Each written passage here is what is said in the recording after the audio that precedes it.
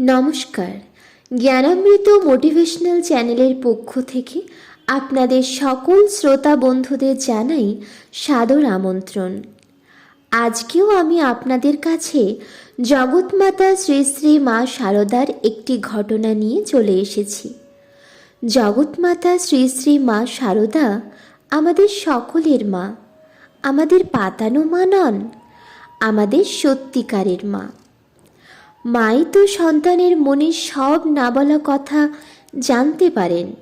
আর শ্রী শ্রী মা শারদা, তিনি তো জগতের মা, আমাদের সকলের মা। তিনি তো তার সন্তানের মনের কথা জানবেনই। আজকের ভিডিওতে আমরা দেখব কিভাবে মা তার এক সন্তানের মনের কথা বুঝতে পেরে তার অভিমান দূর করলেন। ভিডিওটি যদি আপনাদের ভালো লেগে থাকে তাহলে অবশ্যই লাইক করবেন, কমেন্ট করে আপনাদের মতামত আমাকে জানাবেন। আপনাদের কমেন্ট আমাকে উৎসাহিত করে নিত্য নতুন ভিডিও বানানোর জন্য। আর ভিডিওটা শেয়ার করে সকলকে শোনার সুযোগ করে দেবেন। চ্যানেলটিকে সাবস্ক্রাইব করে আমার পাশে থাকবেন। তাহলে চলুন আর দেরি না করে ভিডিওটা শুরু করি। জগজ্জননী শ্রী শ্রী মা শারদা হলেন অন্তর্যামী। তিনি যে অন্তর্যামী এ কথা কি আর বলার অবকাশ রাখে? তিনি হলেন জগৎমাতা। তিনি যে অন্তর্যামী হবেন এ আর আশ্চর্য কি? ঐশ্বর্যময়ী মহাশক্তি মহামায়া এক দরিদ্র ব্রাহ্মণ পরিবারের কন্যা হয়ে জন্ম নিয়েছিলেন বাঁকুড়া জেলার জয়রামবাটি গ্রামে। বাইরে থেকে তাকে দেখে বোঝার উপায় নেই। মা শারদা ছিলেন সরলতার প্রতিমূর্তি। গ্রামের মেয়েরা যেমন দোক্তা খায়, শারদা মাও তেমনি দোক্তা খেতেন। শ্রী শ্রী মায়ের এক প্রিয় সন্তান রাজেন্দ্রনাথ দত্ত, যাকে মা রাজন বলে ডাকতেন, তিনি বলছেন, আমি যতবার শ্রী শ্রী মাকে দর্শন করতে গেছি ততবারই মায়ের জন্য দোক্তা নিয়ে গেছি। সেই দোক্তা খেতে মা খুব ভালোবাসতেন। প্রায়ই বলতেন, কত দোক্তা এনেছিস রাজন, আমার 2-3 মাস চলে যাবে। তা বেশ করেছিস। এখন একটা গান শোনা দেখি বাবা। একবার একটি বিশেষ ঘটনা ঘটে। শ্রী শ্রী মা কলকাতা থেকে এদেশে এসেছেন। তখন মায়ের জন্মতিথিও পড়েছে। এদিকে সাধুরা ও গৃহী ভক্তরা সকলে মিলে মায়ের আবির্ভাব তিথি পুজোর আয়োজন করছেন। আমি লোকের মুখে সে কথা শুনলাম, কিন্তু মঠ থেকে কোনো নিমন্ত্রণ আমার কাছে এলো না।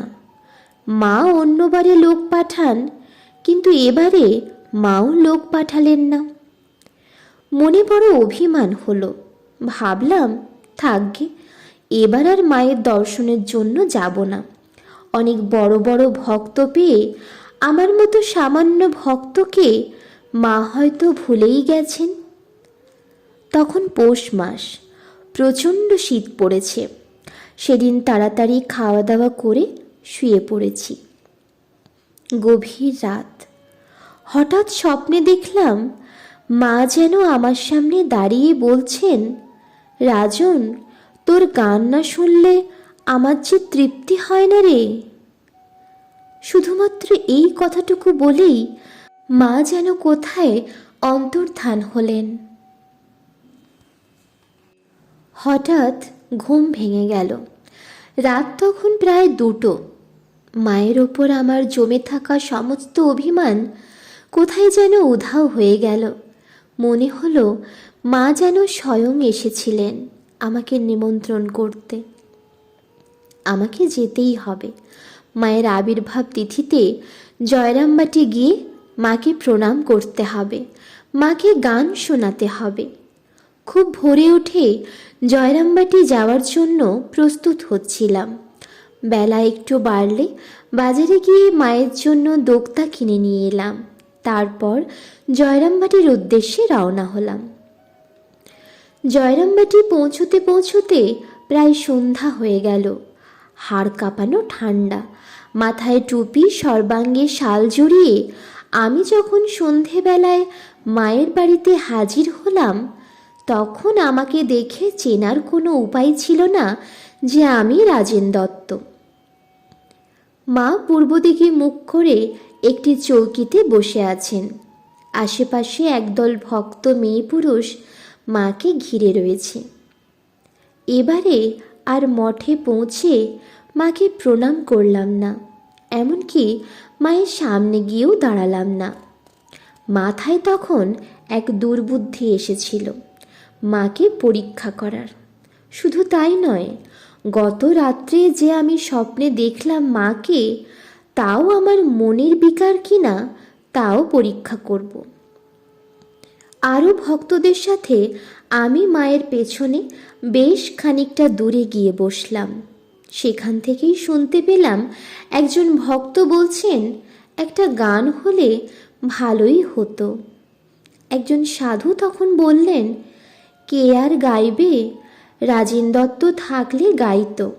মা উঠে বললেন, রাজন এসেছে, পিছনে বসেছে, ডেকে নিয়ে এসো, গান গাইবে। মায়ের কথাগুলো আমার কানে তীরের মতো বিনতে লাগলো। একদিকে আমি যেমন বিস্ময়ে হতবাক হয়ে গেলাম, তেমনি অন্যদিকে লজ্জায় মরে যেতে লাগলাম। কেউ আমাকে ডাকার আগেই আমি ছুটে গিয়ে মায়ের সামনে দাঁড়ালাম। দুটি পায়ে হাত বুলিয়ে জোড়হাত করে মাকে প্রণাম করে বললাম, আমায় ক্ষমা করো মা। আমি মাকে তুমি করেই বলতাম। আমার চিবুকে হাত দিয়ে মিষ্টি করে হেসে মা বললেন, কই দোক্তা দে। আবার দুর্বুদ্ধি, বলে ফেললাম, এবার তাড়াতাড়িতে দোক্তা আনতে ভুলে গেছি মা। কৌতুক ভরা দুই চোখে মা আমার মুখের দিকে তাকিয়ে বললেন, তোর বাঁ দিকের পকেটে দোক্তা আছে, দে বাবা দে। তখন আমার সর্বাঙ্গ যেন কাঁপছে। একবার মনে হচ্ছে আমি কি মূর্খ, আমি কার সঙ্গে ছলনা করছি। আবার মনে হচ্ছে আমি ধন্য, সেই জগৎমাতা আমার সঙ্গে লীলা করছেন। বাঁ দিকের পকেট থেকে দোক্তার প্যাকেটগুলো কাঁপা কাঁপা হাতে মায়ের হাতে দিলাম। মা খুব খুশি হয়ে বললেন, বেঁচে থাকো বাবা, নে এবার একটা গান শুনি। একটার পর একটা গান গেয়েছি, কতগুলো গান গেয়েছি ঠিক মনে নেই। আমার গানেই যেন সেদিন মায়ের আবির্ভাব তিথির পুজো সম্পন্ন হয়েছিল। ধন্য আমি, ধন্য আমার এই মনুষ্য জন্ম, ধন্য মা। তাহলে দেখলেন তো কিভাবে অন্তর্যামিনী শ্রী শ্রী মা শারদা তার ভক্তের মনের সমস্ত কষ্ট অভিমান দূর করে তার ভক্তকে স্নেহে ভরিয়ে দিলেন। এই আমাদের মা, মা শারদা। জয় মা জগজ্জননী, জয় মা শারদা।